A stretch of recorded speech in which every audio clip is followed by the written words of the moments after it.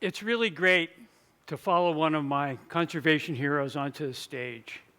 And Rod really did make a difference in my life, because when I met him, he said, "No one is working on the small cats. Do whatever you want." And that's about what I did. So my talk today is not about me. It's about all of you and all the young people that I work with. And it's you because you're helping me support them. And they're the ones that are making change in this world, and I'll comment on that at the end of my talk. I'll tell you what's happening around the world. And I want to leave enough time so that Rod and I can answer any of the questions that you have. And I know there's going to be a lot of questions. If not, I'll call on people. So thank you all for being here. It's great to be among the faithful. Well, our mission for the small cats is to conserve them and their habitats worldwide. So wherever there are small cats, that's where I work. Anyone that wants to work on small cats, I'll work with them. And these are some of them. The Manul, I'm going to talk about our Manul tour program in Mongolia. Get excited about that. Margay, the Winya, and other small cats. How is our mission achieved? Well, I don't speak Mongolian. I can barely speak Spanish. And I certainly don't speak Sinhala and Tamil like my colleagues do. So I work with these young people all around the world in their home countries. I work almost exclusively with in-country people working in their home countries. I don't believe, and nor will I support, colonial conservation. So here's Ashan Tadugala in Sri Lanka, next to the sign that we created to deal with traffic problems. He's wearing his Mohammed bin Zayed Species Conservation Fund shirt, very important because that's where our funding comes from. My colleagues, Okan Bayer and Buyan Delgar in Mongolia. Here's my colleague Constanza with the little Winya that we study. I received my PhD from my study on the Winya, and she received her PhD on the study of the Winya about 10 years later. Here's my colleague Sagar Dahal in Nepal. That's a fishing cat. You can see there's a village behind. What's the fishing cat doing? Taking people's fish, also their chickens. What does Sagar do to solve the problem? What's the threat, and what are we doing to stop it? This is what he's doing. He's building chicken houses to stop the cat from getting into these flimsy chicken houses, cleaning out their chickens, and then ending up being a dead cat. What's the threat, and what are you doing to stop it? It's all about working with people. The cat can take care of itself. We have awareness programs. We always say that you can have these awareness programs, and the Stanford Review articles tell us that raising awareness does not necessarily change behavior. They become much more aware, but they don't change their behavior. And there are many examples of this around the world. I think climate change is a good example where, we know all about climate change, but there's not much I can do. We have to make it personal. We have to make it touch them to solve their problems, and then they change. Here's Ashan with two of the little fishing cats that he rescued, never having had a cat in his life. He was able to raise them to adults and release them. He was a guest here at WCN a few years ago, and my colleague Anya Ratnayako, also in Sri Lanka, working on fishing cats that live in the city of Colombo, eating people's fish from their backyard ponds. She was my guest last year. Here's Murti Kantamahanti in India. When we have outreach programs in India, we focus on the kids because the kids can go home and change their parents. We cannot change their parents. The kids, I probably don't have to tell you, can change their parents. So whenever we have an outreach program in India, of course you're going to see a lot of kids. In India, Girihar Mala works with kids and fishermen to stop threats to fishing cats there. Fishing cats are competing for fish, and of course, when a cat ends up eating somebody's fish, it ends up being a dead cat. We have to work with people. My colleague Vanessa Munoz in Cambodia lives in Cambodia, works with fishing cats there, and I can tell you I've had malaria 7 times, and every trip to Cambodia I've gotten malaria. I know what it's like to live in the field, and I also had dengue that I got in Cambodia. It's a tough place to work, but she's got what it takes to make a difference. What is our program there? Well, it's working with kids, change their attitude toward wildlife from seeing it on the plate to seeing it out in the wild, and also to improve the livelihoods of the local people. And this is what we have to deal with. This is the kind of thing we deal with. Make their lives better, and they'll help us save the wildlife. And they will. In Uganda, I'm working with Badru Mugerwa. Here we have a problem in Bwindi National Park. It's famous for its gorillas. But where the gorillas are, there's no poaching. And where the gorillas are not, there's poaching. Now, I know some of you have been to Bwindi. I think it's a great and wonderful protected park. Where the gorillas are, it's true. But where there are no gorillas, it's not very well protected. Here, the people use snares to catch wildlife to sell and to eat, and they catch our beautiful African golden cat. So this is probably the least known of Africa's native cats. It lives in the rainforest belt of Central Africa. It's very susceptible to snaring, and they don't eat it. They just bycatch, they throw away. Here, we ask the people, how do we stop poaching? What do we do? What would you like us to do? What can we do? We asked, do you want goats? They said no. How about chickens? They said no. And it's the usual thing where we go back and forth, but they won't tell you unless you ask the right question. And so Badru asked them, well, how about pigs? Yes, we want pigs. How many? 60 pigs. Well, we'll give you 100. Let's start a pig program. You start raising pigs. You stop the poaching.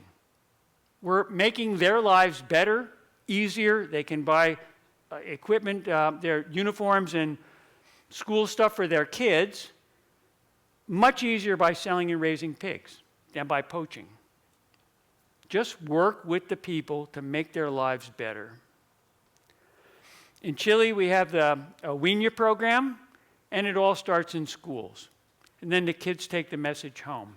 I know because I started working there in 1987 with the Wiñas. It works. You have to work with the people first, then you get to save the cats. All the research in the world is not going to save these cats. It's not going to happen. Here in Mongolia, we have a terrific program for the palace cat that you see here, or Manul, with Buyandelgar and Okambayar. The problem here was that the people had wiped out the local marmots. You all know what a marmot is. And the Manul den in marmot burrows. And so when I went there, I saw these Manul in these cracks in rocks, having their babies in cracks in rocks or under rocks. I could walk right up to them. I could reach under and grab the babies if I wanted to, grab the kittens. It was pitiful what I was seeing, but they were taking any den would work because the marmots were gone. Cats don't dig, marmots dig. After a few days, I said, you know, we should really have a marmot reintroduction program, and we should involve the village. Let's get the village to help us. So here's what we did. We paid a poacher to go out and get 20 marmots. He was good. Very next day, 20 marmots. we had the village people come out and dig holes, release the marmots. We had the kids, like this one, name the marmots. Name the marmot. Once you name it, it's safe. The kids go home and tell their fathers, you can take other marmots, but you cannot take mine. And they all were saying that, and we knew it was happening. And all these kids participated in naming the marmots and releasing the marmots. And of course, the parents see all these things. Here's a book that Otkan Bayer produced. I have it on my table out there. You can take a look at it. All these kids, we asked the village, what can we do for you? How can we help you? I was amazed. You know, they had this, of course, you ask a simple question, it takes a half hour to answer. And it's all taking place in Mongolian. And I'm standing there listening, and Otkan Bayer turns to me and says, they want volleyballs and volleyball nets. Well, how many? 3. I'll bring 10. And that's what they wanted. And their version of volleyball is different from ours. People participate whenever they feel like standing up and playing. And it doesn't matter how many people are on the team and like that.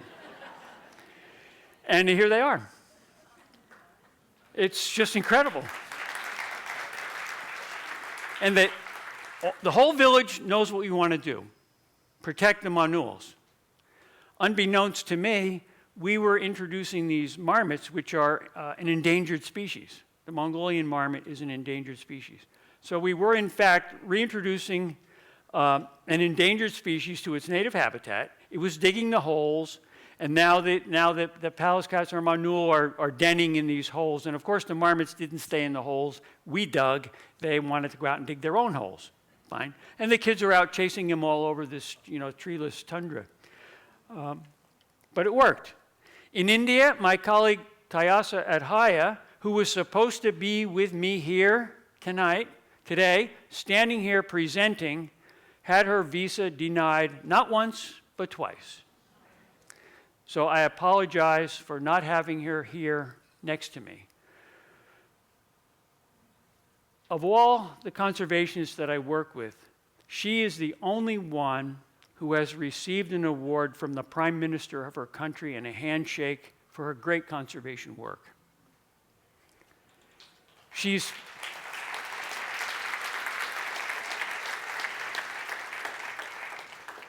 Here she is showing the kids how to use camera traps and organizing protests to realize that the fishing cat is the state animal of West Bengal, and the state ought to do something to protect it.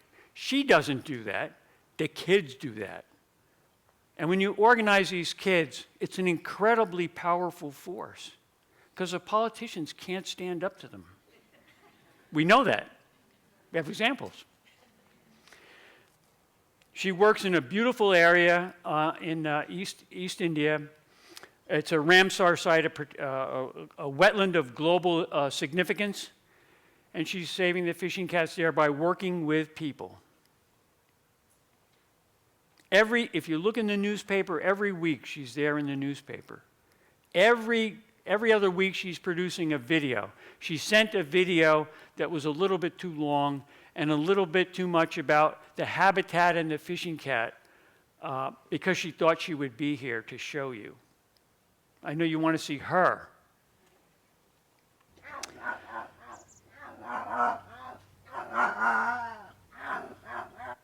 That's a fishing cat saying that conservation is a social science. Okay.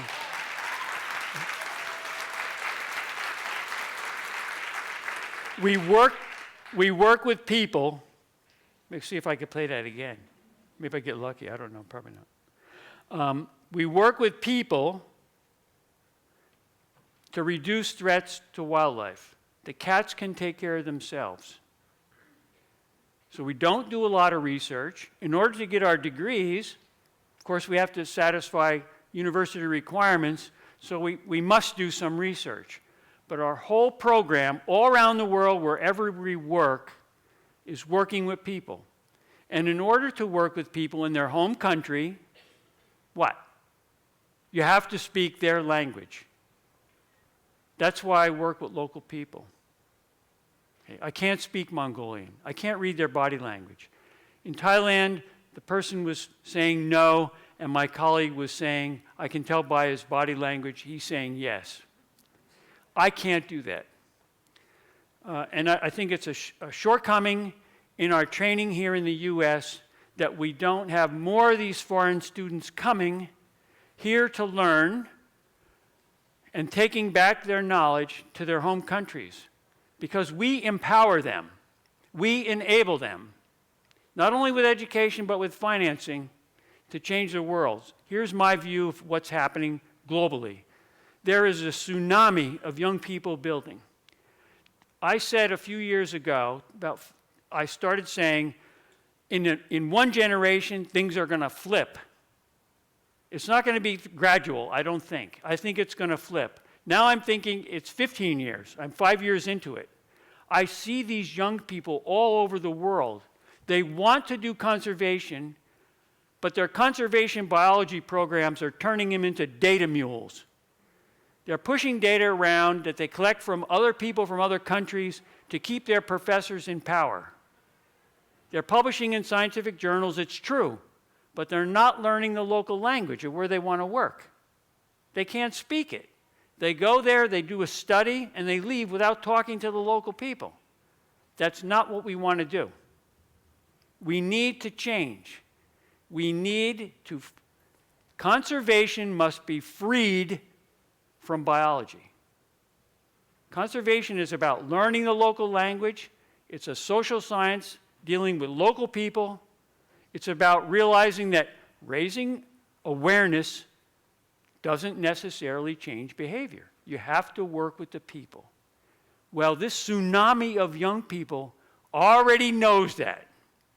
And I don't think we're prepared to deal with what's coming because they're demanding it.